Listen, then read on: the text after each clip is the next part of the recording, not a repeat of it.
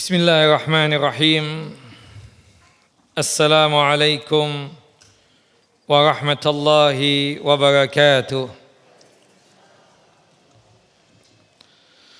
Innal hamdalillah nahmaduhu wa nasta'inu wa nastaghfiruh wa na'udzu billahi min syururi anfusina wa min sayyiati a'malina.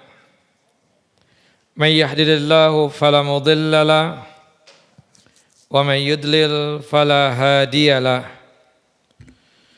Asyhadu an la ilaha illallah wahdahu la syarika lahu wa asyhadu anna Muhammadan abduhu wa rasuluh. Wa laqad qala Allah ta'ala fil Qur'anil azim, ya ayyuhalladzina amanu taqullaha haqqa tuqatih wa la tamutunna illa wa antum muslimun. Wa ba'd, rabbi shrah li sadri wa yassir li amri wahlul 'uqdatam min lisani yafqahu qawli. Allahumma anfa'na bima 'allamtana wa 'allimna ma yanfa'una wa zidna 'ilma. Allahumma inna na'udzu bika min zawali ni'matika wa fujaati niqmatika wa tahawuli afiyatika wa jami'i sakhatika. Allahumma inna na'udzu bika min jahdil bala wa darakash syaqa wa su'il qada wa syamatatil a'da. Allahumma inna na'udzu bika min adzabi jahannam wa min adzabil qubur wa min fitnatil mahya wal mamat wa min syarri fitnatil masihid dajjal. Ikhwani wa akhawati fid din, a'azani wa a'azakumullah. Bapak dan Ibu yang dimuliakan oleh Allahu Jalla wa Ala, melanjutkan kajian kita, pembacaan kitab 175 Jalan Menuju Surga, kumpulan amalan-amalan ringan yang mengantarkan kita ke dalam jannah dan surganya Allahu Jalla wa Ala. Kitab ini disusun oleh Syekh Nayyib bin Mamduh Al-Su'ud hafizahullah, yang dimana pada kesempatan yang lalu kita sudah menjelaskan secara kupas tuntas tentang keutamaan salat malam. Kita masuk pada amalan yang selanjutnya, yaitu amalan 116. Ini berkaitan dengan keutamaan bermalam atau tidur dalam keadaan suci. Ya, ketika kita tidur itu usahakan kita dalam kondisi ada wudu. Kalau di dalam buku ini, hadis yang dibawakan oleh Syekh Nayyib hafizahullah adalah hadis yang dikeluarkan oleh Al-Imam Ibnu Hibban, yang dikatakan oleh Syekh Nasiruddin Albani derajatnya sahih. Qala Rasulullah sallallahu alaihi wasallam, Rasulullah sallallahu alaihi wasallam bersabda, man bata tahiran bata fi syi'arihi aw fi syi'arihi malakun falam yastaykit illa qala al-malak Allahumma ighfir li 'abdika fulan fa innahu bata tahiran. Barang siapa yang bermalam atau barang siapa yang tidur dalam keadaan yang suci, maka niscaya dia tersebut bermalam dan tidur di dalam syiarnya, yang dimana di situ ada malaikat yang datang, kemudian tidaklah dia tersebut terbangun kecuali malaikat tadi mendoakan, Allahumma ighfir li 'abdika fulan, ya Allah, berikanlah ampunan untuk hambamu si fulan ini. Fa innahu bata tahiran, karena dia bermalam dalam kondisi yang suci. Kata-kata syiar itu bisa berarti sesuatu yang ada di badan manusia, baik pakaiannya ataupun yang lainnya. Hadis ini disahihkan oleh Syekh Nasiruddin Albani rahimahullah rahmatan wasi'ah. Kalau kita memperhatikan ya adab dan etika pada saat kita tersebut ya sebelum tidur, ada amalan-amalan yang sangat dianjurkan. Di antaranya adalah berwudu sebelum kita tersebut tidur. Disebutkan di dalam hadis Bara bin Azib radhiyallahu an, semoga Allah Jalla wa ala meridhai beliau, qala Rasulullah sallallahu alaihi wasallam, Rasulullah sallallahu alaihi wasallam bersabda, "Idza ataita majja'aka fatawadda wudu'aka lis-shalah." Apabila engkau ingin tidur, maka sebelum tidur berwudulah ya sebagaimana wudunya kita tersebut ketika ingin melaksanakan ibadah salat. Dan itu menjadi kebiasaan Nabi kita Muhammad SAW. Sebelum beliau tersebut tidur, beliau mengambil air wudu. Dan hadis Bara bin Azib tadi dikeluarkan oleh Al-Imam Al-Bukhari dalam kitab Sahih beliau pada nomor hadis 247. Dan hadis ini juga dikeluarkan oleh Al-Imam Muslim dalam kitab Sahih beliau pada nomor hadis 2710. Nah ini berkaitan tentang adab ya, etika. Ketika kita tersebut tidur dalam kondisi ada wudu, malaikat datang. Dan malaikat tersebut mendoakan kita dalam tidur kita yang dimana sebelumnya kita tersebut berwudu, agar Allah Jalla wa ala mengampuni dosa-dosa kita. Dikarenakan sebab kita berwudu sebelum tidur, maka niscaya Allah Jalla wa ala akan memberikan ampunannya kepada kita. Nah itu yang disebutkan di dalam hadis yang sahih. Nah kalau kita melihat ya dari adab dan etika yang diajarkan di dalam Islam tersebut sebelum tidur banyak sekali. Selain daripada berwudu sebelum tidur, di antara yang dianjurkan ketika kita sebelum tidur tersebut usahakan kasurnya itu dibersihkan terlebih dahulu. Artinya dengan kita menggunakan sapu lidi, khawatirnya ada sesuatu yang ada di kasur kita. Nah itu amalan sunnah ya yang biasa dilakukan juga oleh Nabi kita Muhammad sallallahu alaihi wasallam. Ketika kita sudah membaringkan tubuh kita, dan biasanya Nabi kita Muhammad sallallahu alaihi wasallam membaringkan tubuh beliau tersebut menghadapkannya pada sisi yang kanan, berbaringnya pada sisi yang kanan. Disebutkan di dalam hadis yang sahih, hadis dari Bara bin Azib radhiyallahu anhuma, qala Rasulullah sallallahu alaihi wasallam, ittaji ala siqqika al-aiman. Berbaringlah pada sisi badanmu. Hadis sahih dikeluarkan oleh Al-Imam Al-Bukhari. Kata Al-Imam Ibnu Qayyim rahimahullah rahmatan wasi'ah, kenapa kita dianjurkan berbaring pada sisi badan kita yang kanan? Kata beliau rahimahullah rahmatan wasi'ah, tidur berbaring pada sisi kanan dianjurkan dalam Islam agar seseorang tidak kesusahan untuk bangun salat malam. Tidur pada sisi kanan lebih bermanfaat untuk jantung kita. Sedangkan tidur pada sisi kiri berguna bagi badan namun membuat seseorang semakin malas.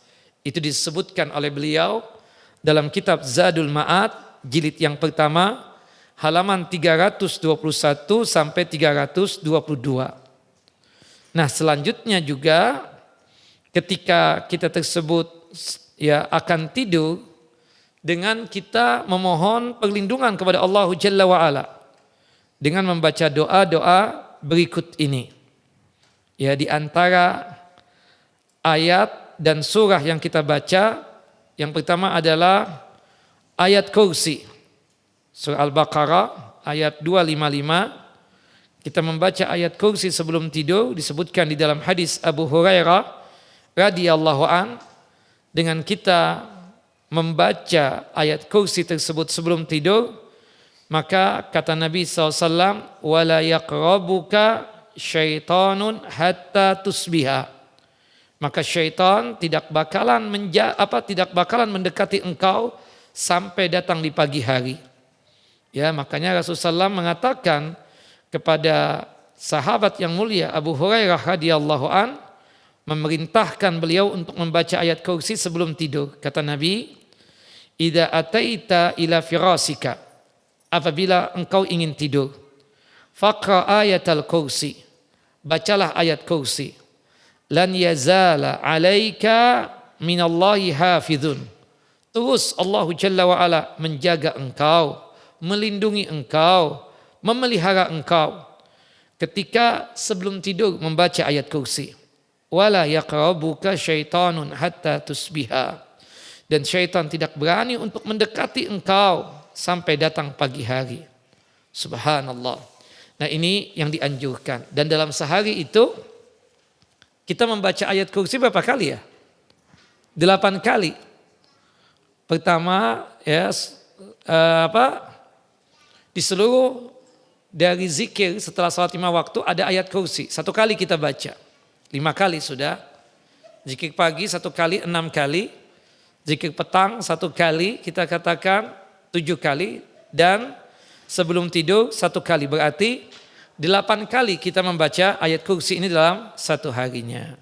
Nah, setelah ayat kursi itu kita lanjutkan ya dengan 2 ayat yang terakhir dari surah Al-Baqarah, yang dimana 2 ayat terakhir sebelum surah Al-Baqarah, ayat 285 sampai ayat 286, Amanar Rasul, yang dimana sering kita baca, kita katakan ya, dan hendaknya kita itu menghafalkan 2 ayat yang terakhir dari ya surah Al-Baqarah tersebut, karena manfaatnya sangat luar biasa. Manfaatnya itu sangat luar biasa. Disebutkan ya berbagai macam kecukupan yang Allah Jalla wa Ala akan berikan bagi kita yang suka membaca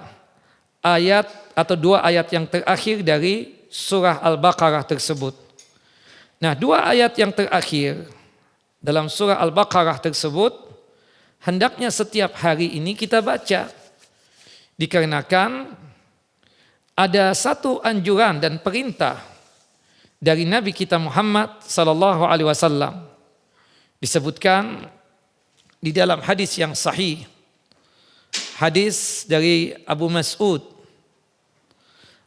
radhiyallahu an, semoga Allah Jalla wa Ala meridhai beliau, anna Rasulullah sallallahu alaihi wasallam qala, bahwasanya Rasulullah sallallahu alaihi wasallam bersabda, man qara'a bi ayataini min akhir suratil Baqarah fi lailatin kafatah, barang siapa yang membaca 2 ayat terakhir dari surah Al-Baqarah pada malam hari, artinya sebelum tidur, maka akan diberikan kecukupan. Hadis sahih dikeluarkan oleh Al-Imam Al-Bukhari dan juga oleh Al-Imam ya Muslim.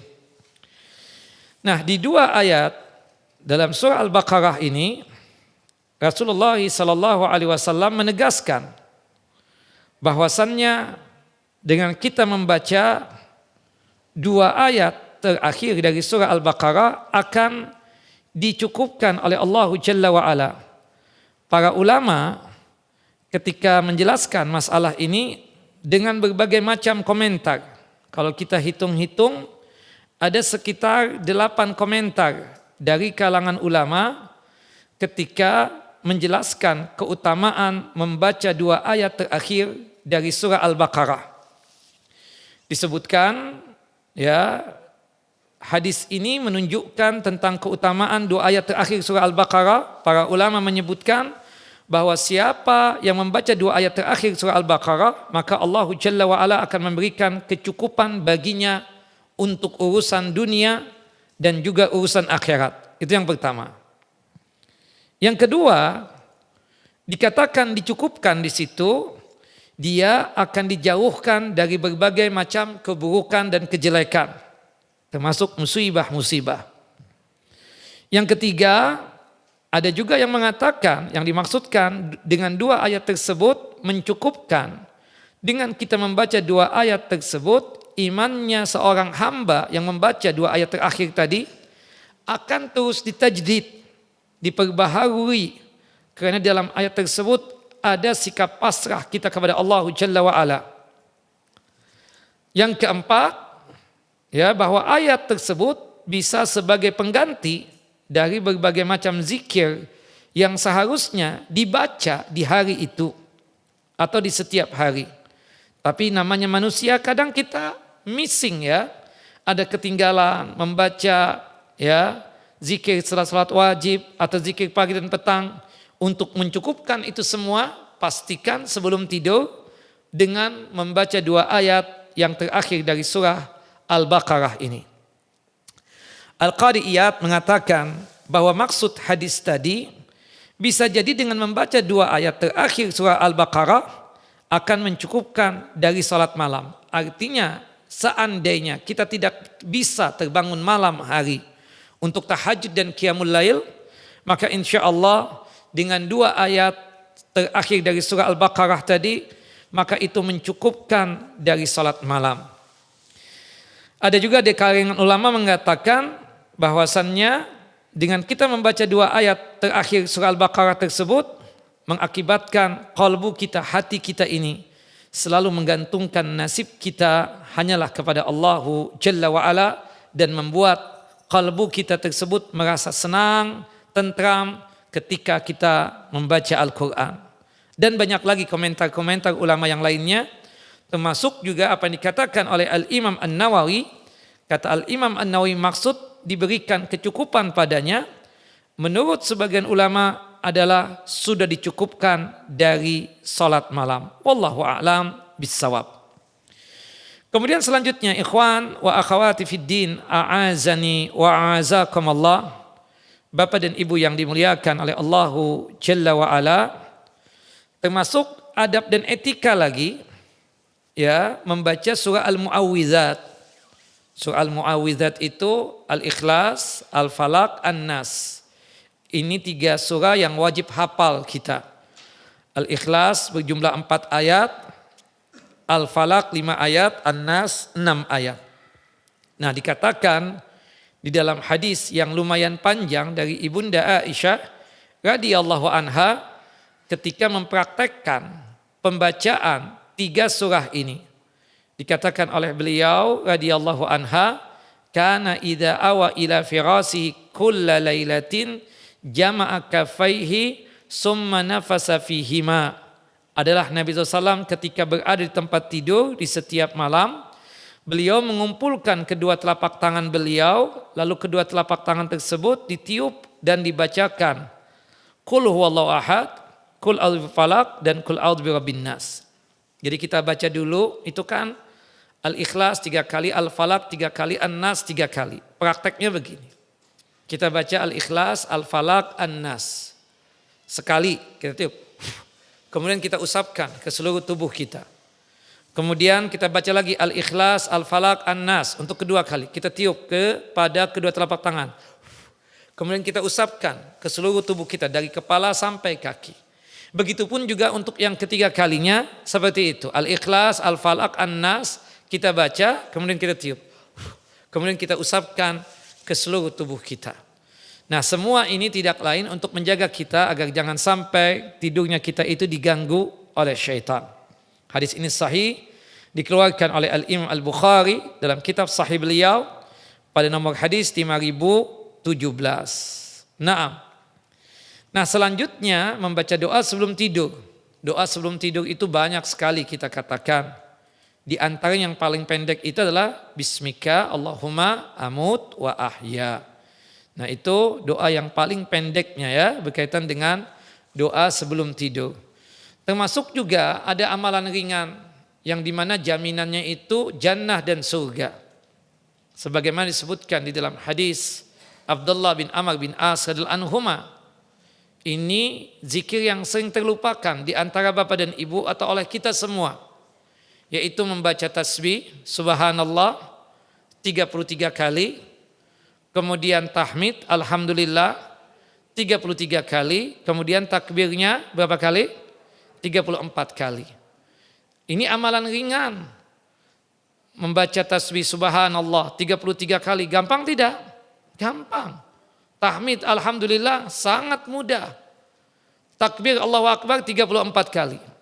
Meskipun ini amalan ringan, tapi jaminannya apa? Jannah dan surganya Allahu Jalla wa'ala. Nah, tentunya kita tidak berbicara tentang masalah adab etika sebelum tidur secara umum. Cuma kebetulan di dalam kitab kita ini pada amalan 116 dianjurkan sebelum kita tidur itu hendaknya berwudu. Dan insya Allah kalau sekiranya kita meninggal dunia tidak bangun-bangun lagi, ya, tapi sebelum tidur kita berwudu, maka kita meninggal dalam kondisi fitrah. Artinya meninggal dalam kondisi husnul khotimah, meninggal dalam kondisi seluruh dosa terampuni, meninggal dunia dalam kondisi seluruh amal saleh diterima oleh Allah Jalla wa Ala, sebagaimana disebutkan di dalam hadis Bara bin Azib.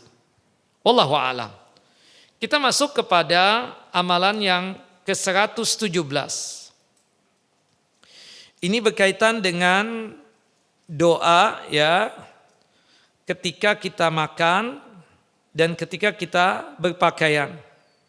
Nah, artinya disebutkan di sini berkaitan dengan tahmid yang kita baca setelah kita makan, kemudian setelah kita berpakaian. Kalau sebelum makan kita membaca apa? Bismillah. Kemudian sebelum minum baca bismillah.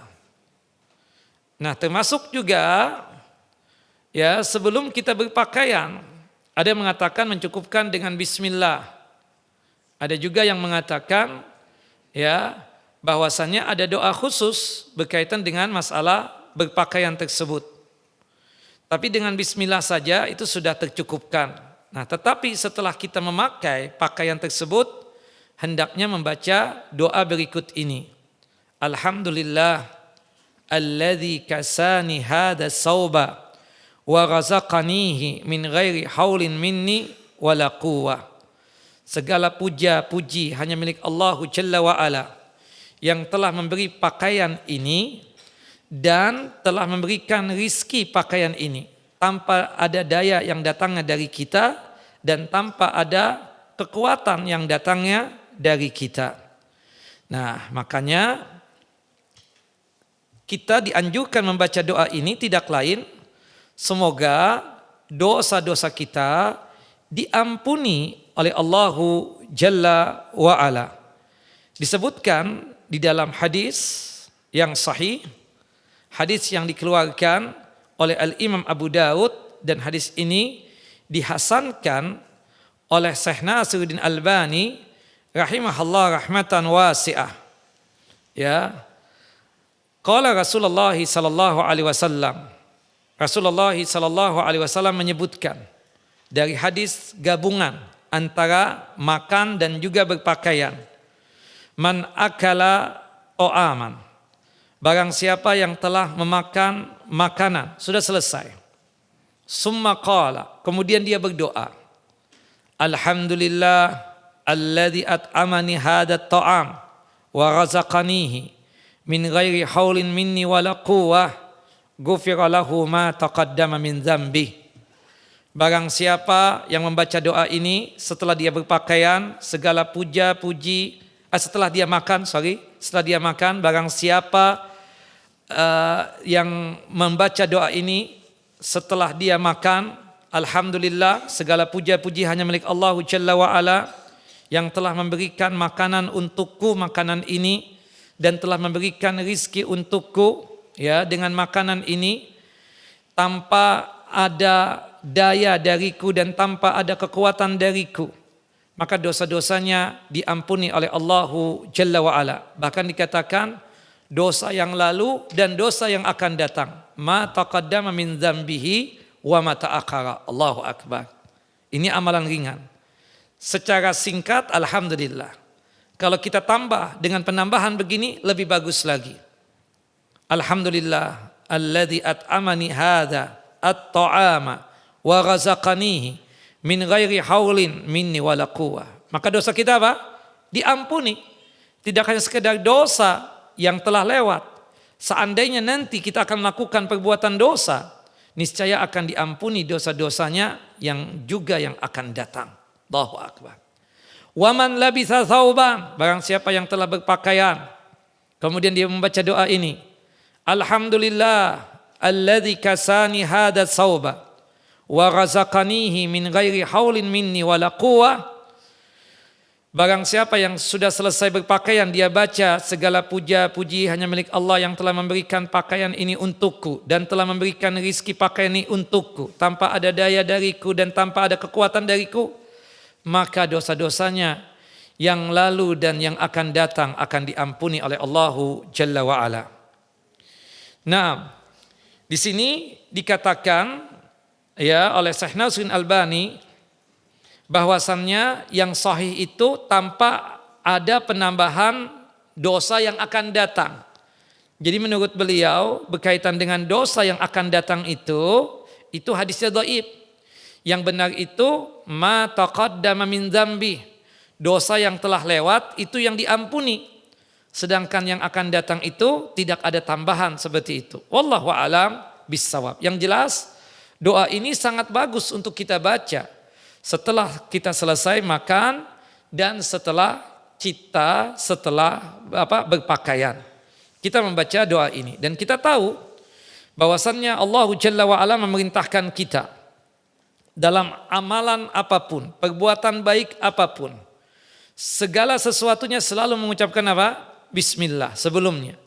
Dan setelah kita melakukan itu semua, maka kita bertahmid dan memuji Allahu Jalla wa'ala. Nah di sini menunjukkan Islam itu membahas sangat universal sekali. Nah dikatakan juga, ikhwan wa akhawati fid din, a'azani wa a'azakumullah.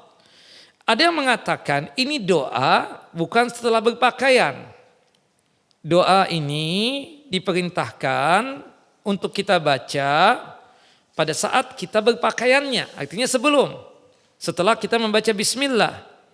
Ya. Dikatakan ketika kita hendak memakai pakaian membaca doa alhamdulillah alladzi kasani hadza sauba wa razaqanihi min ghairi haulin minni wala quwwah.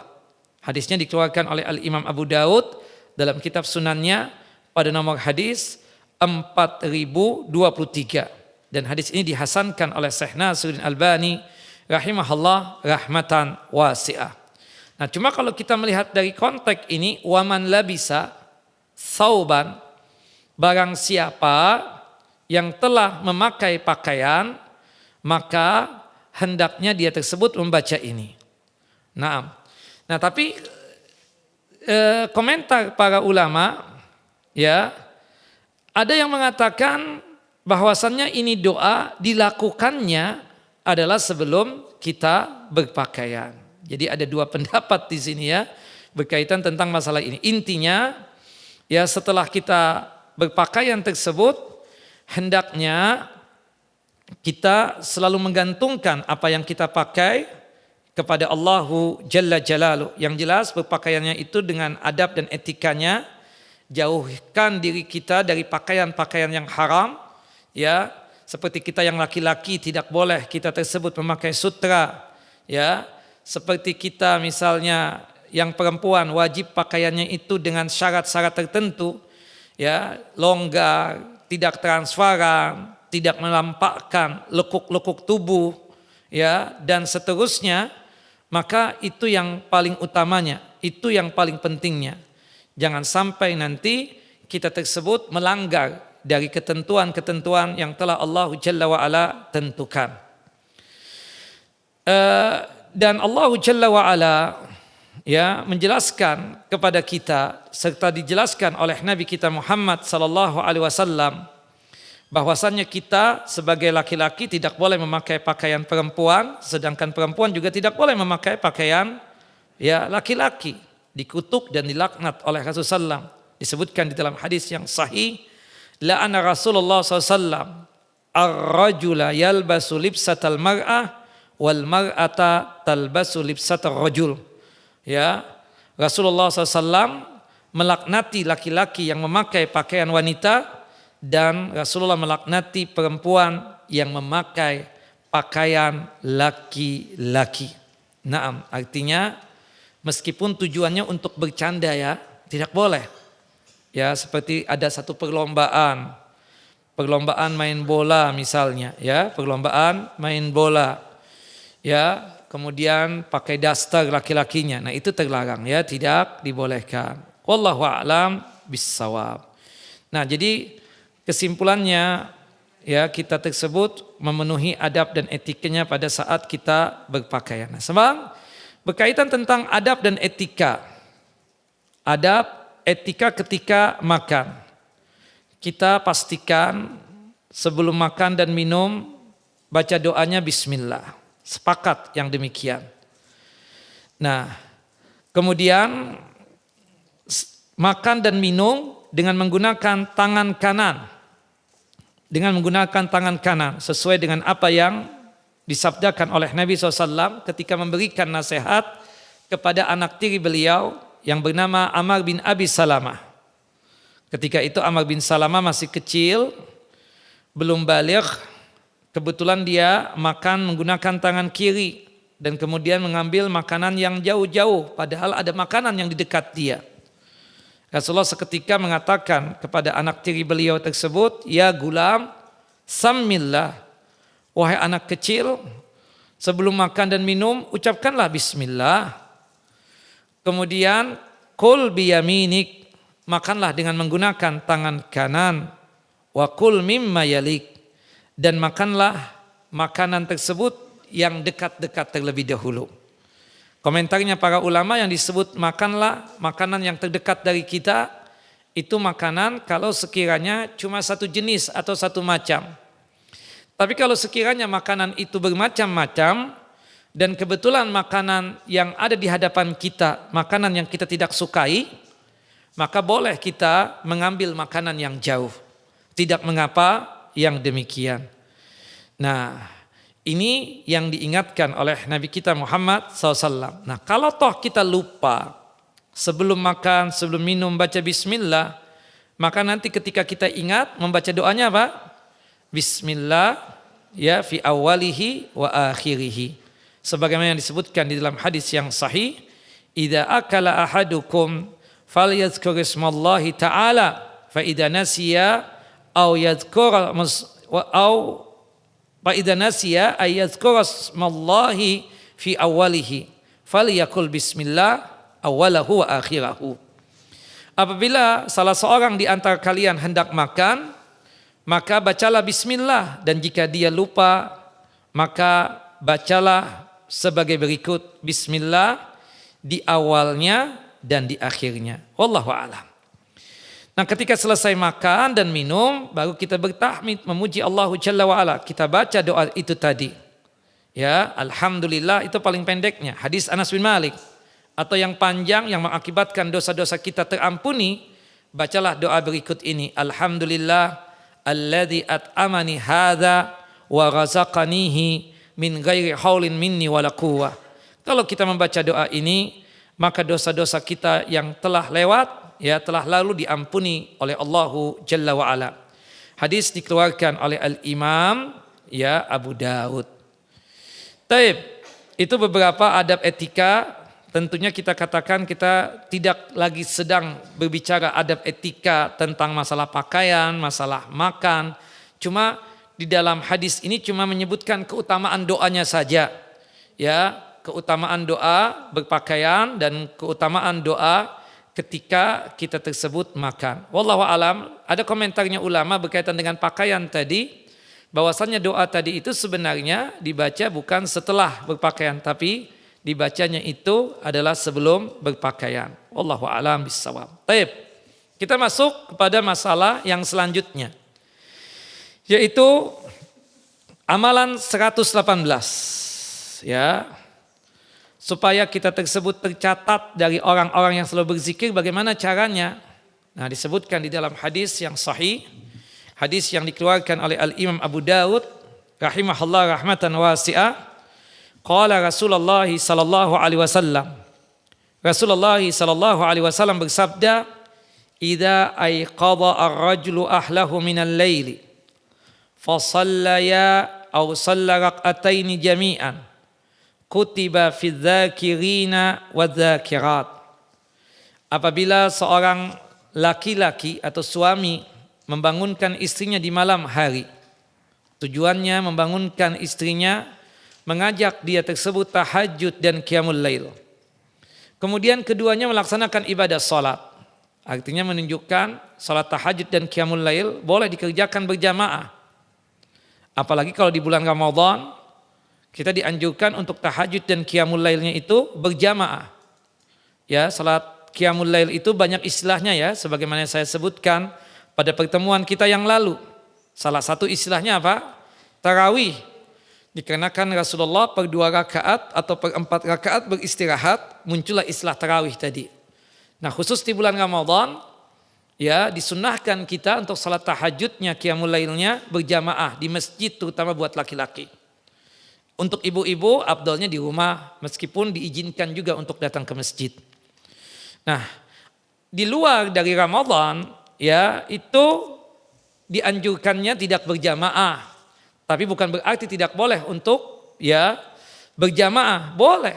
Ya, di antara sahabat pernah berjamaah dengan Nabi SAW. Tahajud di luar Ramadan seperti Abdullah ibn Mas'ud, Hudzaifah bin Yaman, Utsman bin Affan, ya, termasuk juga istri Nabi Ibunda Aisyah radhiyallahu anha.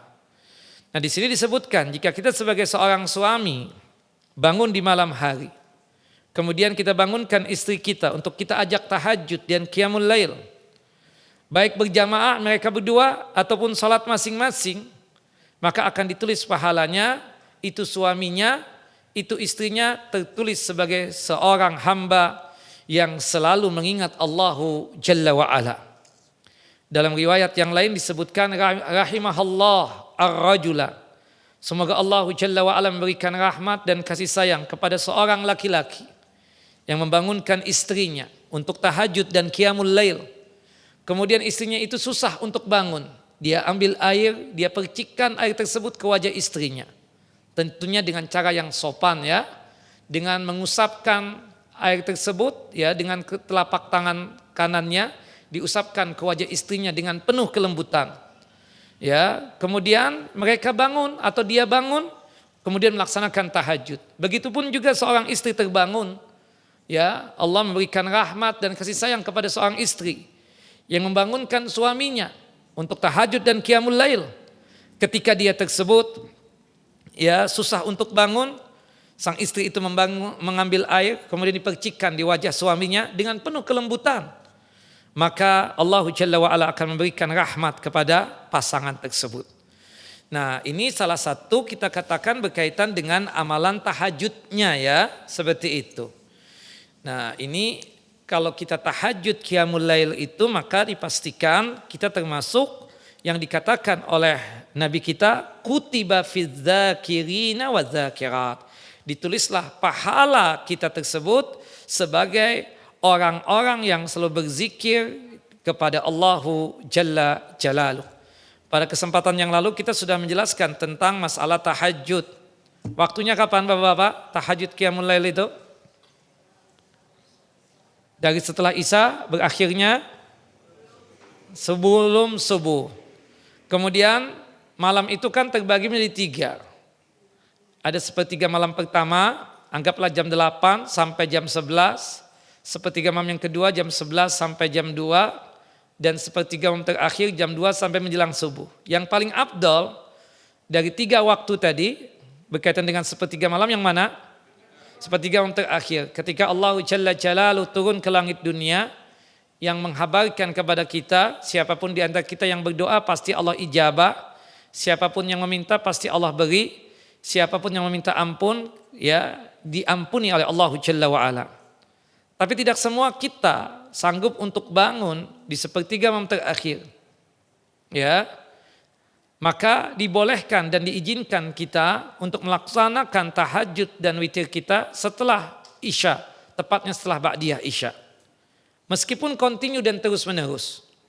Ya. Dikarenakan ada 3 orang sahabat Nabi yang diberikan wasiat oleh Nabi, 3-tiganya memiliki wasiat yang sama, 3 wasiat. Salah satunya apa? Wasiat tersebut sebelum tidur melaksanakan apa?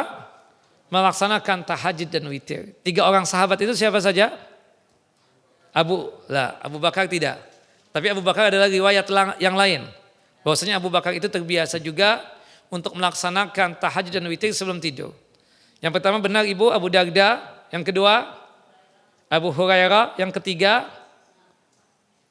Abu Dzar Al-Ghifari. Abu Dzar Al-Ghifari. Nah, kalau kita terbiasa untuk melaksanakan tahajud dan witir, maka kita tertulis pahalanya termasuk adz-dzakirina wadz-dzakirat lillah. Kita termasuk ya hamba-hamba Allah yang selalu berzikir kepada Allahu Jalla wa Ala. Baik. Lanjut ya, 119 amalannya ini. Sebutan niat menyamai pahala bangun malam. Oke, ini masalah niat. Niat itu tempatnya di mana? Di qalbu, di hati kita. Ya, niatan kuat ya tentunya di sini. Artinya ada azam, ada keinginan keras. Kalau ada cuma sekedar geletik hati atau sekedar angan-angan ingin bangun malam, dapat pahala 1. Tapi ada yang mendapatkan pahala sempurna, yaitu apa? Azam, keinginan keras. Nah, aslinya kan dosa itu yang dilakukan oleh hati tidak ada hitungan dosanya. Tapi yang bagaimana itu yang cuma sekedar niatan, sekedar keinginan. Tapi kalau sudah azam itu niatan yang kuat. Itu dinilai untuk pahala sama, untuk dosa sama meskipun dia belum melakukan. Misalnya, kita lihat teman kita dianugerahkan kekayaan sekaligus ilmu. Dia jalankan kekayaan tersebut di atas ilmu yang dia miliki sesuai dengan tuntunan ajaran Quran dan Sunnah. Dia bangun masjid, dia bangun panti asuhan, tahfidz Quran, sedekahnya luar biasa. Nah, kita melihat teman kita itu, ya kebetulan kita punya ilmu agamanya, tapi nggak punya kekayaan sebagaimana teman kita tadi. Kita punya azam, keinginan keras. Artinya kalau sekiranya Allah Jalla wa'ala menganugerahkan kekayaan sebagaimana teman kita tadi, kita akan berbuat sebagaimana teman kita. Dan benar saja ketika Allah menganugerahkan kekayaan kepada dia, dia melakukan sama seperti temannya. Itu namanya apa? Azam. Nah, begitupun juga jangan ada anggapan apa yang di hati itu nggak ada dosa sama sekali. Ada. Kalau cuma sekedar angan-angan, benar. Tidak ada dosa. Kalau cuma sekedar niatan, sekedar, itu memang tidak ada dosa. Bahkan kalau dia tinggalkan ada pahalanya. Tapi kalau sudah niatannya itu azam, jadi kan ada yang namanya ham. Ham itu angan-angan. Ada yang namanya bal, itu juga niatan. Ada yang namanya azam. Nah, kalau bal itu dia pasti melakukan untuk perbuatannya tersebut, untuk menampakkan perbuatannya itu kira-kira 60% sampai 70%. Tapi kalau azam 99% dia akan lakukan. Nah, bal sama azam ini keinginan dalam hati, tapi ya secara umum dia akan melakukan. Dosa juga begitu. Kalau azam atau bal itu pasti dia akan lakukan. Cuma takdirnya mungkin dia tidak melakukan. Contoh, seseorang di weekend, anggaplah malam Ahad. Dia sudah rapi dengan pakaiannya, pakai parfum setengah botol. Dia tanya, dia akan ketemu di mana? Mau ke tempat diskotik atau maksiat, tempat pelacuran. Ingin berzina. Subhanallah, ketika dalam perjalanan tersebut, ya, terjadi kejadian yang tidak dia inginkan, tabrakan. Dia tersebut tidak mati, tapi luka-luka, berdarah-darah, diangkut ke rumah sakit. Akibat dia sakit tadi itu, kena tabrakan, dia tidak jadi melakukan perbuatan zina. Tidak jadi minum khamar, minum minuman keras di diskotik. Tapi dia itu ada dosa enggak? Dosanya sama. Karena kalau Allah takdirkan dia enggak tabrakan, dia sampai ke tempat diskotik, dia akan minum minuman keras. Dia sampai ke tempat pelacuran, dia pasti berzina. Sudah niatan kuat seperti itu. Jelas ya? Ada orang lebih ini lagi lah. Niatan kuat. Dia akan ke diskotik. Subhanallah, ketika dia tersebut mau masuk ke diskotik, sudah di parkiran, dia lihat banyak polisi. Rupanya mau dirazia. Ya, apa yang ada di diskotik tersebut. Dia keluar lagi. Nah, kalau sekiranya tidak ada pihak yang berwajib, dia akan melakukan maksiat enggak? Pasti akan melakukan maksiat. Nah, meskipun dia bilang, anak enggak jadi melakukan itu. Tapi tercatat enggak? Sama seperti yang melakukan. Nah, ini yang dimaksudkan. Kalau kita berbuat baik ini, niatan untuk tahajud, azam, ya itu akan tertulis sama. Pahalanya seperti yang melakukan.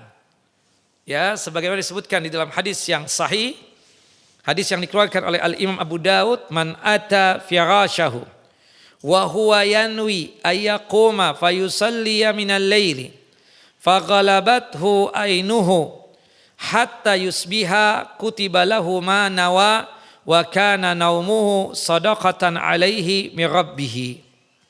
Barang siapa yang mendatangi kasurnya, tentunya untuk tidur. Sebelum tidur dia niatan kuat, punya azam untuk bangun malam.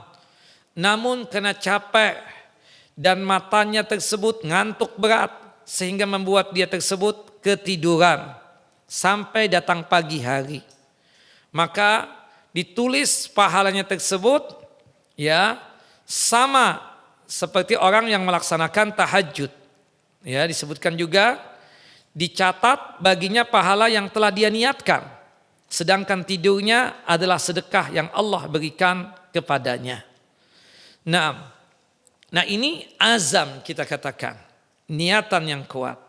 Nah jadi orang akan tertulis niatan baik, baru niatan doang nih, angan-angan, satu. Tapi kalau yang dalam hadis ini azam, kangen keras. Ketika kita tanya suami kita, tahajud enggak nanti malam? Oh insya Allah tahajud. Suaminya dalam hatinya ya kalau bangun ya tahajud. Berarti itu apa? Enggak 100%, enggak punya keinginan kuat aja. Karena istrinya aja nanya, karena enggak enak sama istrinya. Dia bilang, oh ya insya Allah. Tahajud, kata dia kan begitu. Nah, iya dia ingin tahajud, tapi kemungkinan besar dia tertidur lelap. Ada niatannya, orang yang seperti ini niatannya angan-angan doang. Baiknya Allah tetap Allah kasih, nilainya 1. Tapi ada orang yang punya niatan untuk tahajud. Niatan kuat nih untuk tahajud kita katakan. Tapi subhanallah dia bangun malam. Bangun malam kena ngantuk banget, capek banget ya kan. Subhanallah dia cuma ke kamar mandi buang air kecil. Dia tinggalkan tahajudnya. Dia nggak mau tahajud. Maka dia tersebut tidak mendapatkan apa-apa. Tapi tidak dosa juga. Tidak dosa juga. Atau misalnya dia punya keinginan, angan-angan untuk tahajud. Subhanallah, dia tersebut bangun malam juga. Tapi ternyata dia tersebut tidak melakukan tahajud. Dia melakukan sesuatu yang lebih baik. Ya, yang lebih baik misalnya ada satu amalan yang lebih baik. Misalnya qaddarallah dia tersebut maaf belum sholat isya. Dia ketiduran tadi. Ya, dia ketiduran. Pinginnya dia tersebut ingin melakukan sholat isya tadi di masjid. Cuma qaddarallah ya keinginan tersebut ternyata terkalahkan oleh ngantuknya. Nah dia ingat belum sholat isya. Sebentar lagi subuh. Sebentar lagi apa? Subuh. Dia tersebut melakukan sholat isya, kemudian sholat sunnah, ba'diyah isya. Qadarallah datang subuh. Nggak jadi dia tahajud. Nah maka insya Allah dia dapat nilai pahalanya lebih. Seperti misalnya kita ya mencontohkan. Antum niatan kuat nih. Di Ramadan mau umrah. Sudah niatan. Ramadan umrah. Niatan baru. Pas sebelum Ramadan, besok Ramadan, ya antum batalkan umrahnya antum. Antum bilang sama istri antum, kita nggak usah umrah deh. Kita langsung haji aja tahun ini. Ada fulus banyak, kita naik furada langsung. Nah di situ antum tinggalkan niatan umrah, ya antum dapat pahala. Satu, kalau punya azam yang kuat, ya karena ini bukan azam yang kuat jadinya, batal azamnya tadi. Karena dia batalkan dengan ibadah hajinya. Nah dia mendapatkan pahala yang lebih daripada itu. Karena ada amalan yang lebih baik yang dia kerjakan. Seperti itu. Wallahu a'lam bissawab. Nah itu berkaitan dengan niat. Makanya innamal a'malu binniyat wa innamal likulli imri'in ma nawa. Ya, kalau kita sebelum tidurlah usahakan niatkan kuat ingin tahajud. Kalau toh misalnya kita sudah tahajud ya setelah ba'diyah isya, kita niatkan lagi ingin bangun lagi untuk tambah jumlah rakaat. Kalau toh kita ketiduran, maka tetap ada nilai di sisi Allah Jalla wa Ala yang dimana ditulis pahala apa yang dia niatkan dan tidurnya tersebut dianggap sedekah. Siapa yang bersedekah? Allah Jalla Jalaluh. Nah istilah sedekah ini ada beberapa hal ya. Sedekah dari Allah itu apa saja? Selain tidur di malam hari itu, kita ketiduran itu di malam hari nggak jadi tahajud, sedekahnya Allah. Apalagi Pak? Safar. Qasar salat itu sedekah. Ya Allah sedang bersedekah kan? Ya sadaqatun tasaddaqallahu bikum faqbilu sadaqatahu. Itu sedekahnya Allah mengqasar salat yang 4 jadi 2. Terimalah sedekahnya. Ya apalagi? Ya makan. Ketika kita sedang puasa lupa. Dikasih makan. Lupa memang blank sama sekali. Ya fa innahu at'amahallahu wa saqah. Allah telah memberikan makan dan minum untuknya. Istilah sedekah juga. Seperti itu ya. Termasuk berkaitan dengan masalah sedekah tersebut ya sedekahnya Allah Jalla wa Ala di dalam beberapa ibadah disebutkan seperti itu. Wallahu a'lam. Kemudian amalan 120 sekarang. 1 kali salat menyamai 100.000 salat. Ini di masjid apa? Masjidil Haram. Kalau Masjid Nabawi 1000. Qubbatus Sahrah dan Abdurraq, Masjid Aqsa berapa? 500. Dalam riwayat yang lain 250. Ya, ada khilaf di kalangan ulama. Ada yang mengatakan salat di Masjid Aqsa itu seperti mengerjakan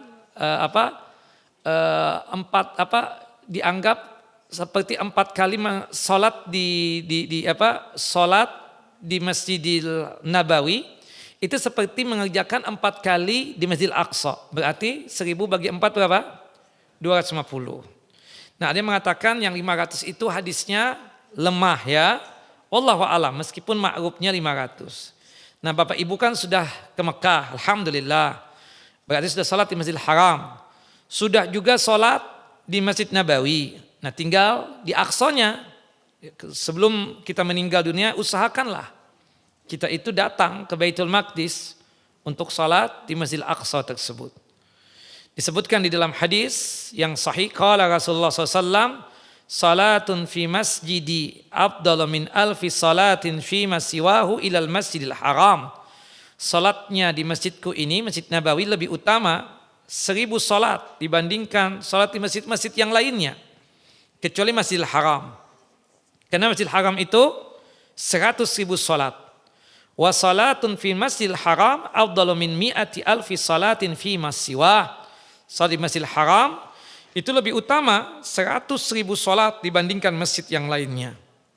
Nah ini Bapak, Ibu, kalau kita safar itu, kita bolehkah mengerjakan sholat sunnah? Boleh ya. Kemudian kenapa Rasulullah SAW itu selama beliau safar tidak mengerjakan qobliyah dan ba'diyah kecuali qobliyah subuh? Karena ya bukan safarnya ya. Kan ada ungkapan, oh Rasulullah tidak mengerjakan apa-apa kalau safar kecuali 2 sholat, witir dan apa? Ya qobliyah subuh, kata mereka begitu. Padahal tidak tepat alasan seperti itu. Rasulullah tidak mengerjakan qobliyah dan ba'diyah dikarenakan alasan apa? Ada jamak dan ada qasar. Jamak dan qasar itu tujuannya untuk meringankan kita. Nah, ketika kita berada di kota suci Mekkah, kita salatnya normal, tanpa jamak dan tanpa qasar, boleh tidak? Boleh. Buat apa kita datang ke kota suci Mekkah? Kita dengar suara azan kalau kita salat di kamar hotel juga. Terutama untuk ibu-ibu ini. Bu, itu kamar hotel ibu. Itu tempat persinggahan, bukan rumahnya ibu. Ya, rumahnya ibu yang ibu tempati sekarang ini. Memang benar, salatnya wanita di rumahnya dia sendiri itu lebih afdal, lebih utama ketimbang salat di masjid. Ya, tapi bukan hal ini ibu praktekkan juga ketika berada di sana. Ketika di sana, ibu bukan salat di kamar hotel afdalnya, tapi salatnya di mana? Di Masjidil Haram, di Masjidil Haram.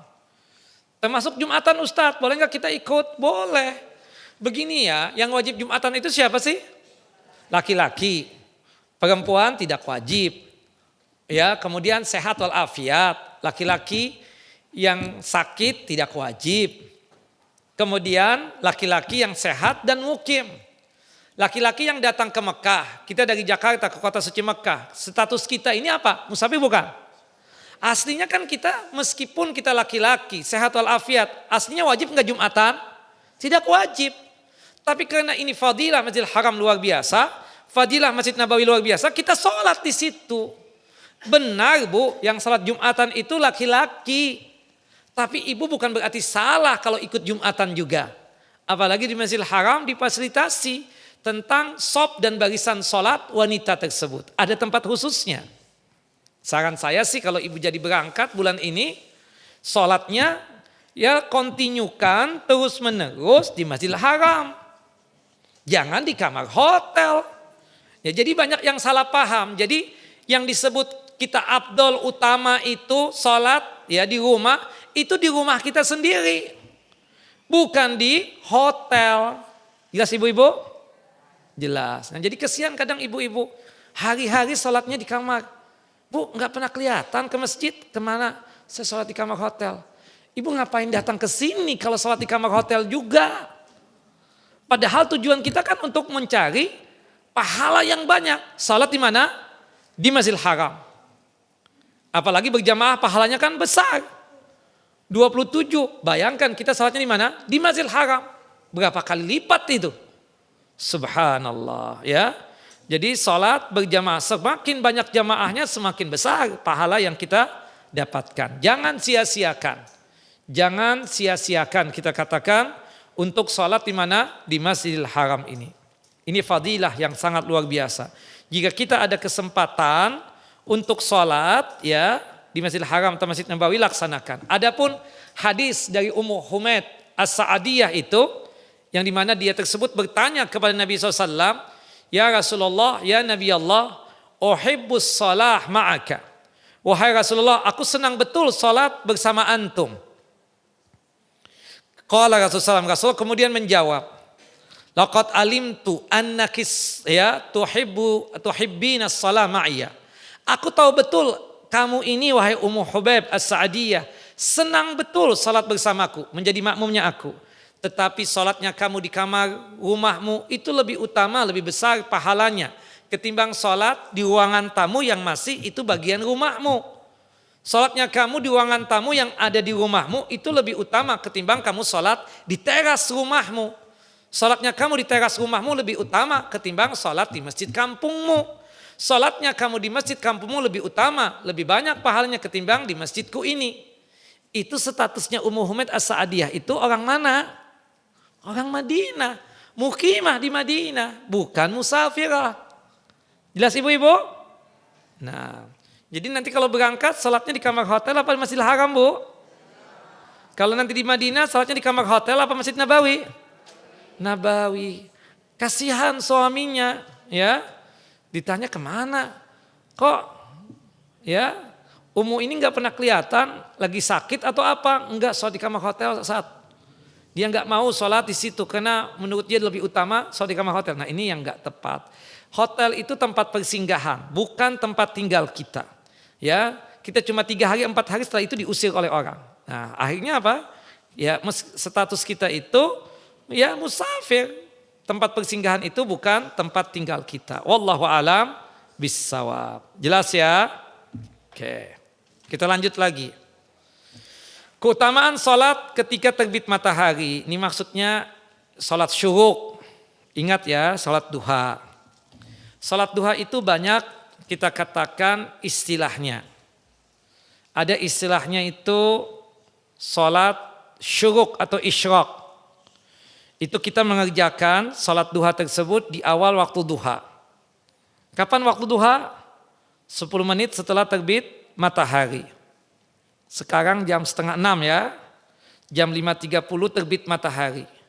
10 menit setelah itu anggaplah jam 6 kurang 20 menit. Baru masuk waktu syuruk. Ya, itu adalah awal waktu duha. Kata Syekh Muhammad Shalih Utsaimin rahimahullah rahmatan wasi'ah, jika kita salat duha di awal waktu duha, bolehlah dinamakan dengan istilah syuruk atau isyraq tadi. Jadi tidak ada istilah langsung syuruk atau isyraq. Itu salat duha yang kita kerjakan di awal waktu duha. Muncullah istilah apa? Isyraq. Jadi kan ada terbit matahari. Kalau terbit matahari boleh enggak kita salat?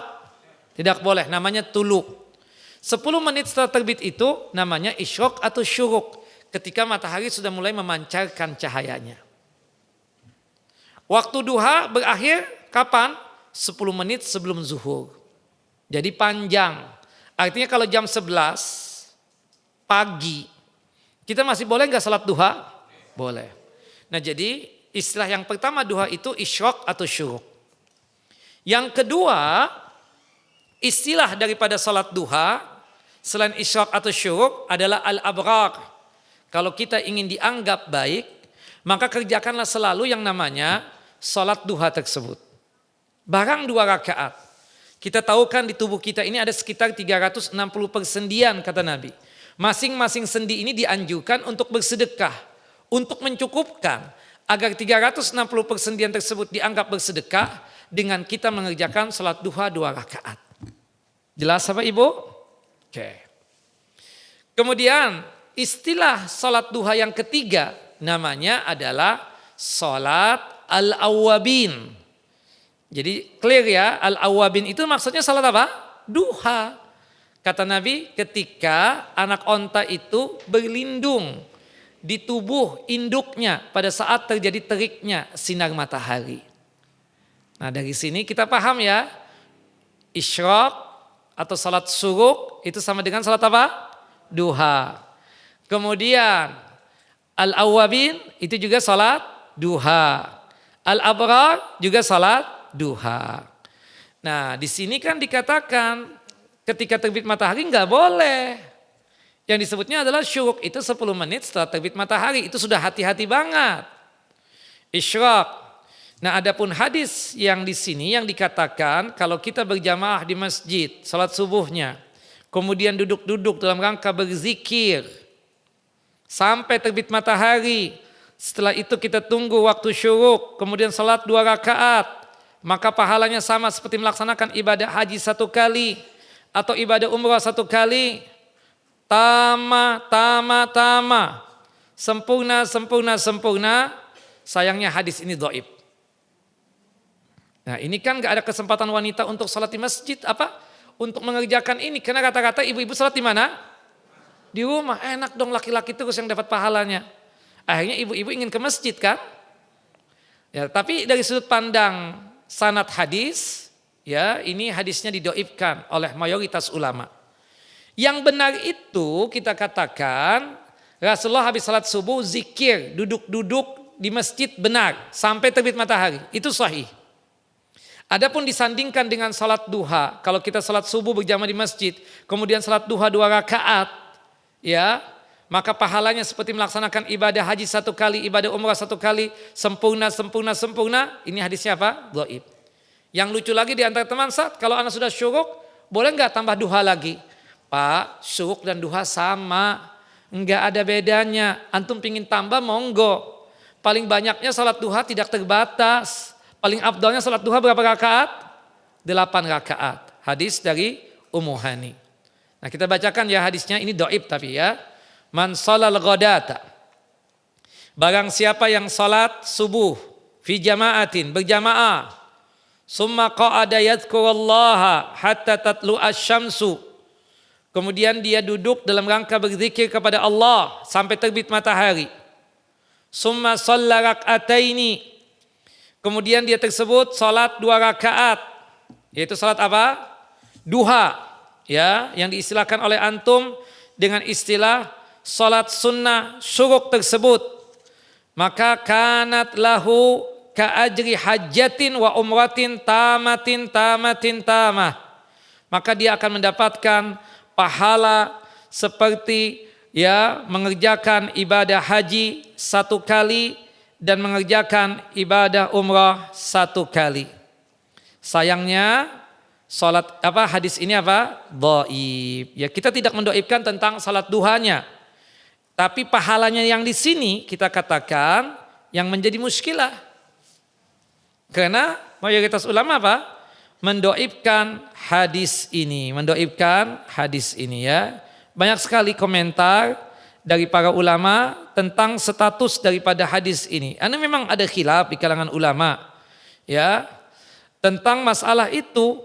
Tetapi dari penjelasan ulama hadis bahwasannya yang disebut dengan salat syuruk itu ada jika kita mengerjakan salat duha di awal waktu duha. Saya juga tidak mengingkari ada ustadz yang bisa jadi menghasankan ini hadis. Menukil dari pendapat-pendapat ulama ya. Tapi kita mencari yang aman. Untuk pahala seperti melaksanakan ibadah haji dan ibadah umrah itu tidak ada. Pahala duha kita kembalikan kepada keumumannya saja. Pada keumuman dari salat duha. 360 persendian masing-masing dianjurkan untuk bersedekah. Untuk menguatkan, untuk supaya 360% yang tadi dianggap bersedekah dengan kita mengerjakan salat apa? Salat duha 2 rakaat. Kalau kita salat duha 4 rakaat, maka niscaya apa? Allah akan memudahkan rizki kita. Naam. Kalau kita salat duha ya 8 rakaat, kita akan ditulis pahalanya seperti orang-orang yang tunduk dan patuh kepada Allahu Jalla wa Ala.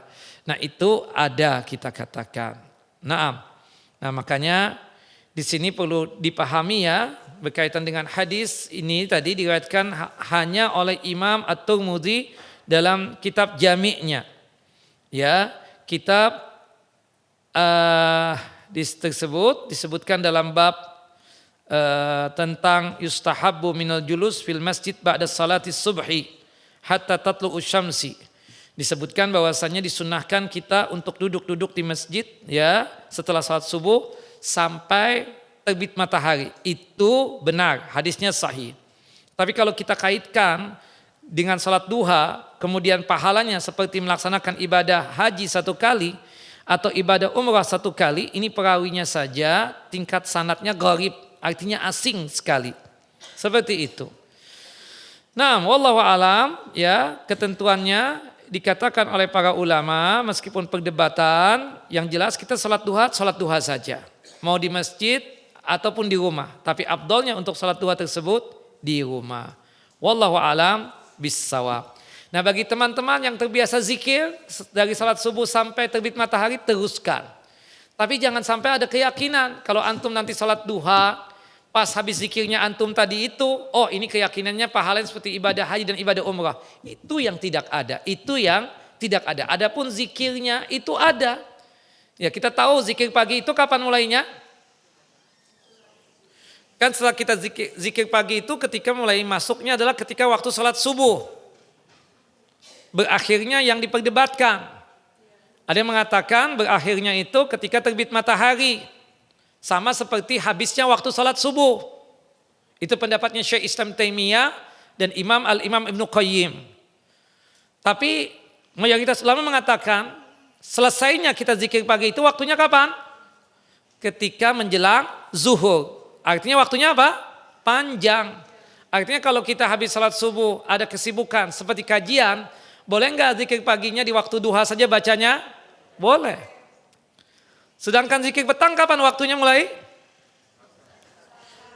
Itu kan yang ma'rufnya. Itu pendapat siapa? Syekh Islam Taimiyah dan Al-Imam Ibnu Qayyim. Ya, beliau berdua mengatakan sama seperti waktu asar. Hingga habisnya itu di waktu tenggelam matahari. Ketika habisnya waktu asar. Wallahu alam, pendapat mayoritas ulama lebih kuat. Waktu zikir petang itu dimulai setelah zuhur. Dan berakhirnya ketika masuknya waktu isya. Nah, dan itu terbukti kalau kita jamak takdim misalnya. Kita safar. Kita lakukan jamak takdim. Jamak takdim itu sholat asar. Kita majukan pelaksanaannya di waktu zuhur. Pertanyaan saya waktu asar belum tiba. Tapi sudah bolehkah kita zikir petang di situ? Boleh. Kenapa? Karena zikir petang itu pendapat yang rajih yang benar yaitu pendapat mayoritas ulama itu sudah dimulai setelah waktu zuhur. Jelas ya ibu-ibu? Bapak-bapak jelas? Oke, nah termasuk tadi ya. Jadi antum tetap aja zikir pagi, teruskan di masjid, ambil sunnahnya. Kebiasaan Nabi, habis sholat subuh itu duduk di tempat pengimaman sampai terbit ya matahari. Baru beliau pulang ya ke rumah beliau. Wallahu a'lam bissawab. Baik, istirahat dulu sejenak ya. Kali ada pertanyaan? Sudah jam 2:30 ya. Jika sekiranya ada pertanyaan, kita lanjutkan dengan pertanyaan dulu. Kalau tidak ada, kita lanjutkan pada amalan 122. Wallahu a'lam.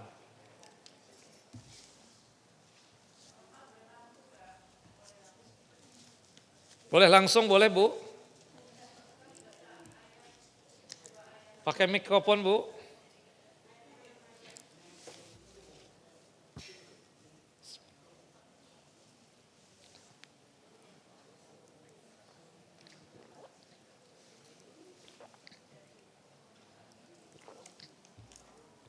Silakan Bu. Assalamualaikum warahmatullahi wabarakatuh, Pak Ustadz. Salam. Semoga Pak Ustadz sehat selalu. Amin ya rabbal alamin. Pak Ustadz mau nanya yang baca surat 2 ayat terakhir surat Al-Baqarah. Ya. Itu kalau dibaca pada saat sholat Ba'diyah Isya aja gimana Pak Ustadz? Kan ada 2 surat. Betul. Ya, boleh nggak Pak Ustadz? Terus yang kedua Pak Ustadz yang mau meniupkan 3 kul itu, kul itu kan Pak Ustadz tadi bilang dibaca dulu baru ditiup terus diusap ke seluruh tubuh. Kalau ditiup dulu terus baru baca kulhu hama itu gimana Pak Ustadz? Ibu tiup dulu baru baca gitu? Iya. Soalnya kemarin ada Ustadz yang begitu saya bingung. Saya biasanya juga baca dulu terus ditiup. Ibu tanyakan dalilnya enggak? Saya enggak tahu ya kalau yang begitu itu fadilahnya apa? Oh, jadi tiup dulu baru baca gitu? Iya Pak Ustadz. Wallahu a'lam. Saya tidak tahu Bu. Jadi baca dulu baru tiup ya Pak Ustadz. Yang setahu saya tadi hadis Ibunda Aisyah yang saya bacakan begitu ya? Wallahu a'lam. Kalau yang itu 2 ayat terakhir ayat Baqarah? Ya, kita bacakan ya hadis yang berkaitan tentang surah Al-Baqarah tadi. Itu kan umum ya, di malam hari ya. Dikatakan oleh Nabi kita Muhammad sallallahu alaihi wasallam, "Man qara'a bil ayataini min akhir surat Al-Baqarah fi lailatin kafata." Barang siapa yang membaca 2 ayat terakhir dari surah Al-Baqarah pada malam hari, maka ia akan diberikan kecukupan. Dari hadis ini kata para ulama yang penting nih 2 ayat dibaca di malam hari. Mau setelah maghrib, setelah isya ataupun setelah tidur. Meskipun ada sebagian ulama yang mengatakan penghususan ya sebelum tidur. Kita katakan seperti itu. Nah, intinya jika ibu ingin melakukan itu tanpa ada penghususan berkaitan dengan zikir setelah salat Isya, maka tidak mengapa yang demikian. Misalnya ibu sudah zikir setelah salat Isya, bahkan sudah ba'diyah Isya. Kemudian qadarallah lagi santai misalnya. Nah, ketika lagi santai tersebut, ibu membaca doa ini atau ayat ini, apakah boleh yang demikian? Tidak mengapa yang demikian. Wallahu a'lam bissawab ya. Kalau kita melihat dari konteks hadis yang disebutkan tadi, ya meskipun sekelompok ulama itu kadang menempatkan ini termasuk adalah 2 ayat yang dibaca sebelum tidur, ya. Tapi kalau kita melihat dari hadis yang sahih dari Abu Mas'ud Al-Badri radhiyallahu an, itu konteksnya di malam hari. Ya, para ulama menyebutkan bahwa barang siapa yang membaca ini di malam hari, yang jelas waktunya malam hari termasuk sebelum tidur, maka tidak mengapa dia untuk membacanya, termasuk setelah ibu melaksanakan ba'diyah Isya tadi. Tapi tidak ada keyakinan apa-apa dengan keterkaitan dengan ibadah sholat. Wallahu a'lam bissawab. Jelas Bu? Nah, itu yang disebutkan ya, yang disebutkan oleh para ulama tentang hadis ini. Kenapa? Kalau misalnya dalam salat sunnah ya kita katakan jangan sampai menghususkan lah. Karena kan dibacanya itu tidak ada penghususan dalam salat. Ya artinya kalau ibu baca ya nggak ada apa-apa, monggo saja silahkan. Nah kalau diniatkan termasuk di malam hari misalnya. Karena ibu ingin baca di waktu tahajud misalnya kan, apakah itu dibolehkan? Ya tentu kalau sekali-sekali kita katakan tidak mengapa yang demikian. Tapi rata-rata ulama itu memerintahkannya kita baca itu apa? Sebelum tidur ya. Sebelum tidur itu yang disunnahkan. Dan itu yang dijelaskan oleh para ulama, di antaranya adalah Al-Imam An-Nawawi rahimahullah rahmatan wasi'ah. Kata Al-Imam An-Nawawi, di antara doa dan zikir atau wirid yang diajarkan oleh Nabi SAW untuk dibaca sebelum tidur adalah 2 ayat terakhir dari surah Al-Baqarah, yaitu ayat 285 sampai ayat 286. Ini adalah 2 ayat yang dianjurkan untuk dibaca di malam hari sebelum tidur ya.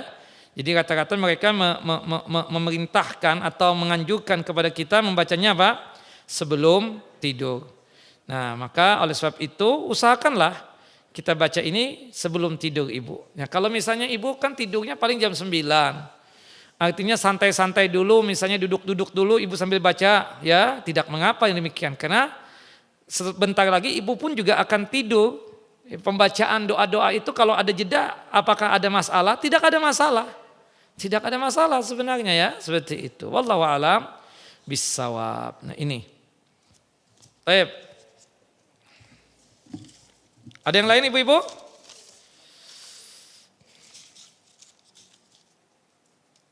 Ustadz apabila sudah berwudu sebelum tidur, tapi sebelum tidur pulas, sudah buang angin lagi, apakah harus wudu kembali? Ya kalau bisa, kalau bisa wudu lagi alhamdulillah Bu ya. Tapi kalau sudah PW, sudah enak banget, sudah ya apa boleh buat ya. Mudah-mudahan kita dapat fadilahnya, kita dapat keutamaannya sudah ya. Nah biasanya ini penyakit orang tua Bu, ya sudah wudu, tahu-tahu sudah enak, tahu-tahu ya karena mungkin terkena angin AC ya sehingga membuat perut kita nggak enak lagi, keluar lagi kan seperti itu. Wallahu a'lam bissawab. Ya bagus tentunya wudu lagi. Tapi kalau misalnya bolak-balik, nah berarti ibu penyakit Bu itu. Nah,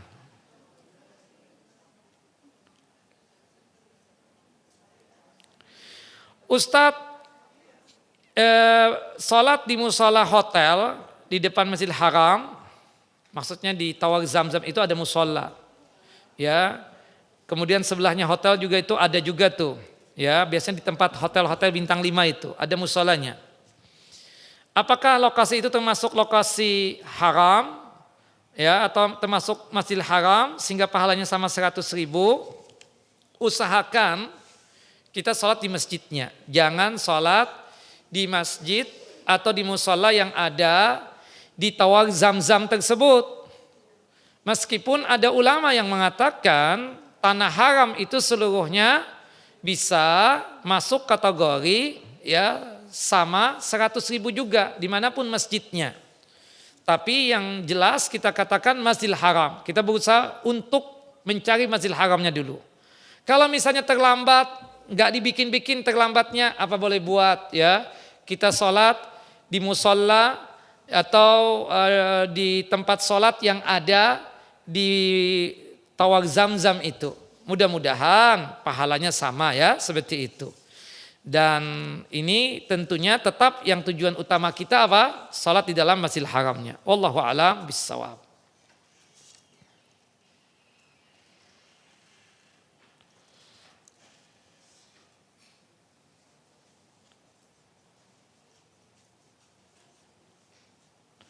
Ustadz, beberapa hari yang lalu ada suami teman yang meninggal. Itu meninggal di kamar. Beliau meninggal di kamar.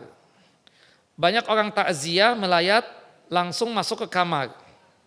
Katanya keluarga tersebut, ini jenazah suaminya sebelum disucikan dan dikafani tidak boleh dikeluarkan dulu. Artinya dipindahkan kali ya. Apakah ada dalil yang seperti ini?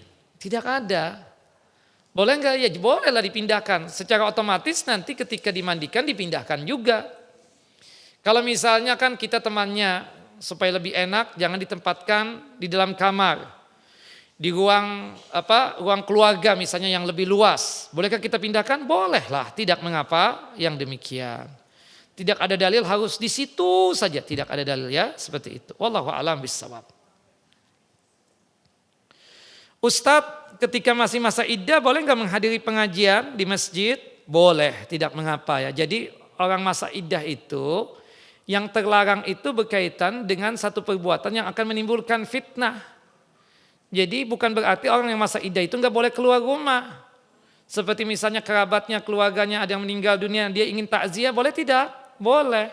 Termasuk perempuan ini ada masa iddah, ingin belajar. Kebetulan masjid dekat rumah dia. Bolehkah dia hadir? Ya boleh, selama kedatangan dia ke masjid itu tidak menimbulkan fitnah seperti itu. Ya, dia sakit, perempuan yang masa iddah ini sakit, boleh enggak ke dokter? Tentunya boleh seperti itu. Bahkan tantenya Jabir ketika itu masih masa iddah. Masa iddah. Dia itu enggak ada income, enggak ada pemasukan. Dia punya kebun kurma. Tahu-tahu dia bekerja. Biasa dong keluarga-keluarga itu cuma bisa ngomong saja. Haram, haram, haram. Bantu enggak? Akhirnya tantenya Jabir ini marah.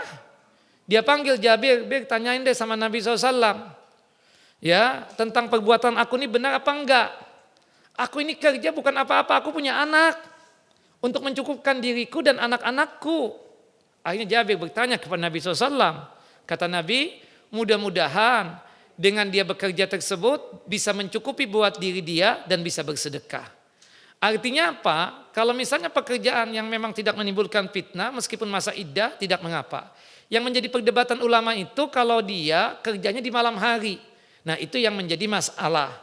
Tapi kalau misalnya kerjanya di rumah atau cuma kerjanya tersebut mengantarkan kue misalnya kemana?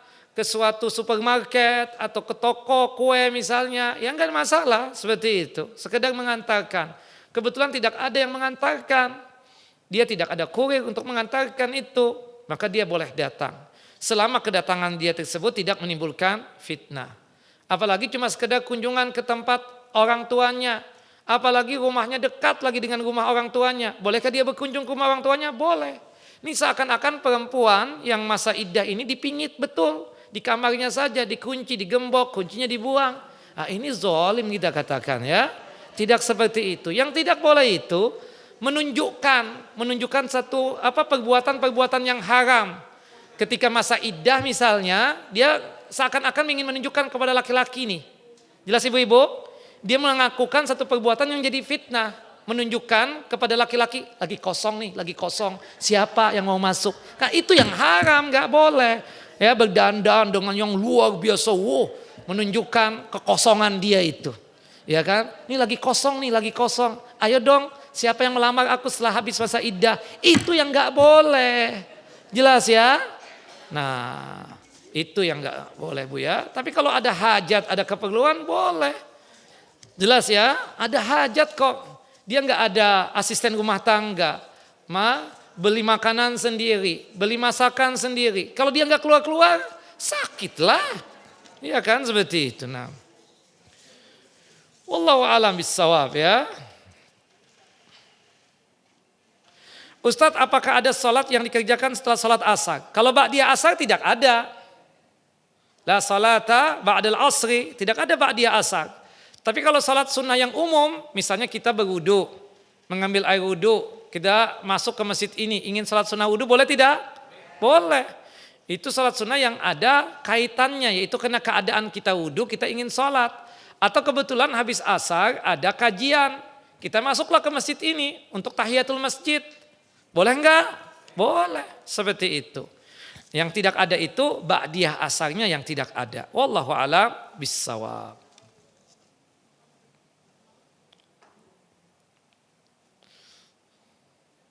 Ustadz, jika ada wanita tiba-tiba kakinya sakit, tidak bisa jalan, lalu sholat di kamar hotel di Mekah, apakah dia dapat 100.000 sholat juga Ustadz? Mudah-mudahan. Sebagian ulama mengatakan, ya tanah haram itu yang ada di Mekah, khusus tanah Mekah ya, ada yang mengatakan bahwasannya seperti itu. Cuma ini kan ada keadaan, cuma saya tetap mengatakan, usahakan sholat di Masjidil Haram.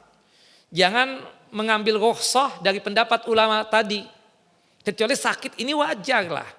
Sholat di kamar hotel nggak apa-apa yang demikian. Mudah-mudahan dia dapat 100.000 sholat tadi itu. Wallahu a'lam. Ada yang lain Bu?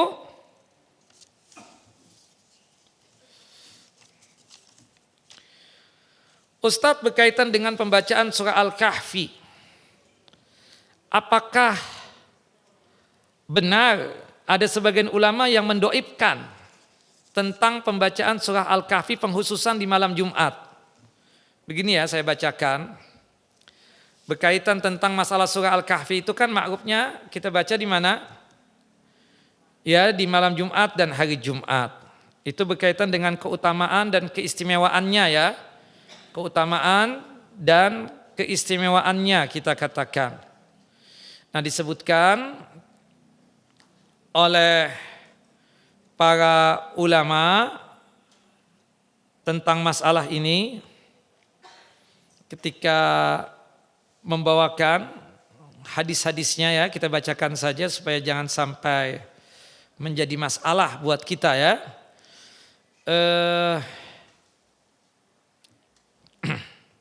Baik. Itu hadis dari Abu Sa'id Al-Khudri radhiyallahu an, semoga Allahu Jalla wa ala meridai beliau. Baik, sebentar Ibu.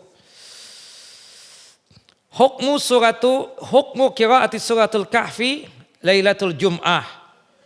Hukum pembacaan surah Al-Kahfi malam hari Jumat. Bagaimana status hukumnya tersebut? Nah, disebutkan di sini berkaitan dengan hadisnya dulu ya. Yang dimana disebutkan di dalam hadis tersebut, barang siapa yang membaca surah Al-Kahfi malam Jumat atau hari Jumat, dia akan mendapatkan cahaya sampai Jumat yang akan datang. Maksudnya mendapatkan petunjuk dan hidayah dari Allahu Jalla Jalaluh. Nah, sampai disebutkan ya berkaitan dengan pembacaan surah Al-Kahfi tersebut, ya dikatakan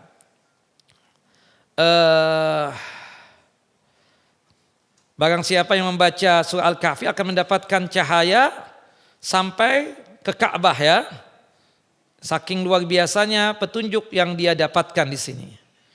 Dikatakan oleh Abul Ishaq Al-Huwaini, ini murid daripada Syekh Nasruddin Albani, fal hadisul musyar ilaihi qad ikhtalafa fi raf'ihi wa waqfihi para ulama tersebut berdebat tentang hadis tadi.